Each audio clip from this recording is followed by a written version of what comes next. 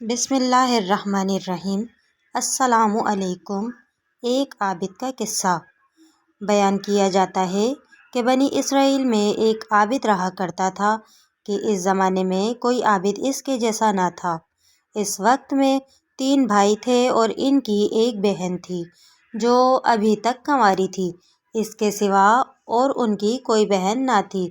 اتفاقاً ان تینوں بھائیوں کو کہیں لڑائی پر جانا پڑ گیا۔ ان کو کوئی ایسا شخص نظر نہ آیا جس کے پاس اپنی بہن کو چھوڑ جائے اور اس پر بھروسہ کرے، لہٰذا سب نے اس رائے پر اتفاق کیا کہ اس کو عابد کے سپرد کر دیں۔ وہ عابد ان کے خیال میں موافق تھا، بنی اسرائیلیوں میں نیک اور پرہیزگار تھا، چنانچہ اس کے پاس آئے اور اپنی بہن کو حوالے کرنے کی درخواست کی۔ جب تک ہم لڑائی سے واپس آئیں ہماری بہن آپ کے سایہ شفقت میں رہے گی۔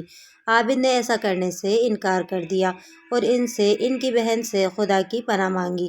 وہ نہ مانے اور اصرار کرتے رہے کہ ان کی بہن کو اپنی نگرانی میں رکھنا منظور کر لیں، حتیٰ کہ عابد نے ان کی درخواست کو منظور کر لیا اور کہا کہ اپنی بہن کو میری عبادت خانے کے سامنے کسی گھر میں چھوڑ جاؤ۔ انہوں نے ایک مکان میں اس کو لا اتارا اور چلے گئے۔ وہ لڑکی عابد کے قریب ایک مدت تک رہی۔ عابد اس کے لیے کھانا لے کر آتا اور اپنی عبادت خانے کے دروازے پر رکھ کر دروازہ بند کر لیتا اور واپس اندر چلا جاتا اور لڑکی کو آواز دیتا۔ وہ اور اپنے گھر سے نکل کر کھانا لے جاتی تھی۔ پھر راوی نے بیان کیا ہے کہ پھر شیطان نے عابد کو بہکانا شروع کیا۔ ابتدا میں اس کو خیر کی ترغیب دیتا رہا اور لڑکی کا دن میں عبادت خانے تک آنا اس پر گراں ظاہر کرتا رہا کہ کہیں ایسا نہ ہو کہ یہ لڑکی دن میں کھانا لینے کے لیے گھر سے نکلے اور کوئی شخص اس کو دیکھ نہ لے۔ اس لیے بہتر یہ ہے کہ اس کا کھانا لے کے اس کے دروازے پر رکھ آیا کرو، اس پر اجر عظیم ہوگا۔ عرض یہ کہ عابد کھانا لے کر اس کے گھر جانے لگا۔ کچھ مدت بعد پھر شیطان اس کے پاس آیا اور اس کو ترغیب دی اور اس بات پر اسے ابھارا کہ اگر تو اس لڑکی سے بات چیت کیا کرے تو تیرے کلام سے مانوس ہوگی، کیونکہ اس کو تنہائی سے سخت وحشت ہوتی ہے۔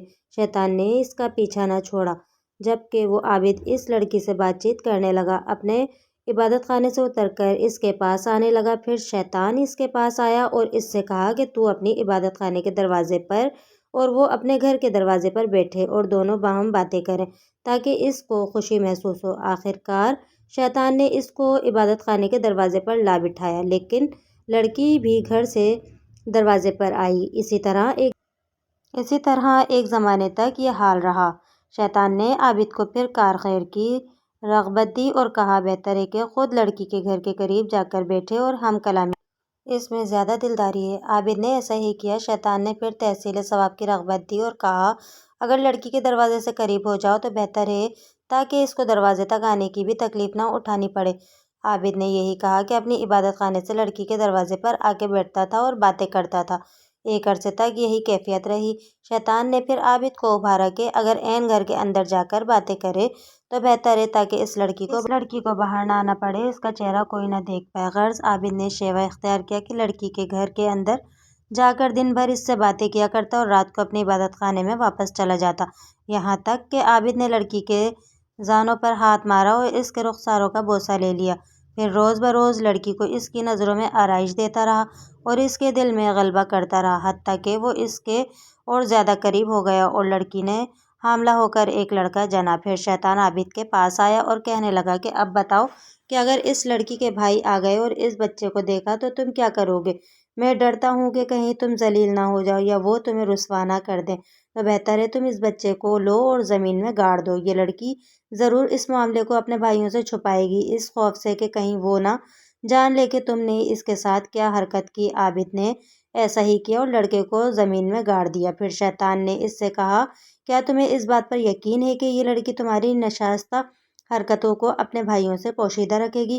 ہرگز نہیں، تم اس کو بھی پکڑو اور ذبح کر کے بچے کے ساتھ دفن کر دو۔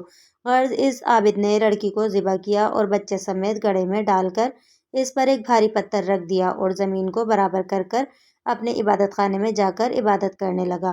ایک مدت گزرنے کے بعد لڑکی کے بھائی لڑائی سے واپس آئے اور عابد کے پاس جا کر اپنی بہن کا حال پوچھا۔ عابد نے ان کو اس کے مرنے کی خبر دی، افسوس ظاہر کر کے رونے لگا اور کہا کہ بڑی نیک عورت تھی، دیکھو یہ اس کی قبر ہے، بھائی قبر پر آئے اور اس کے لیے دعائے خیر کی۔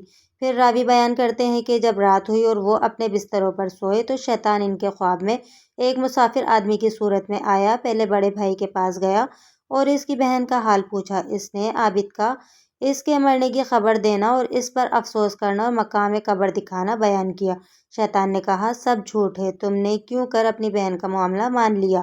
عابد نے تمہاری بہن سے بدفعل کیا ہے، وہ حاملہ ہو گئی اور ایک بچہ جنا۔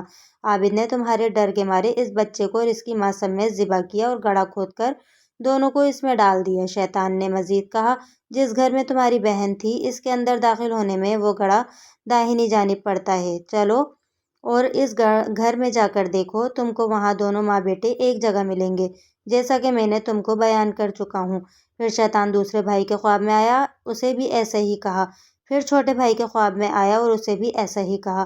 جب صبح ہوئی تو سب لوگ بیدار ہوئے اور تینوں اپنے اپنے خواب سے تعجب میں تھے۔ ہر ایک آپس میں ایک دوسرے سے بیان کرنے لگا کہ میں نے رات عجیب خواب دیکھا۔ سب نے باہم جو کچھ دیکھا تھا بیان کیا۔ بڑے بھائی نے کہا، یہ خواب فقط ایک خیال ہے اور کچھ نہیں، یہ ذکر چھوڑو اور اپنا کام کرو۔ چھوٹا بھائی کہنے لگا، میں تو جب تک اس مقام کو دیکھ نہ لوں گا باز نہ آؤں گا۔ تینوں بھائی چلے، جس گھر میں ان کی بہن رہتی تھی آئے، دروازہ کھولا اور جو جگہ خواب میں بتائی گئی تھی اسے تلاش کیا اور جیسا ان سے کہا گیا تھا کہ ان کی بہن اور اس کے بچے کو ایک گڑھے میں ذبح کیا ہوا پایا۔ انہوں نے عابد سے کل کیفیت دریافت کی۔ عابد نے اس قول کی، اس فعل کے بارے میں تصدیق کی۔ انہوں نے اپنے بادشاہ سے جا کر عابد کی شکایت کی۔ عابد کو پھر اس کے عبادت خانے سے نکالا گیا اور اس کو مارنے کے لیے لے جایا گیا۔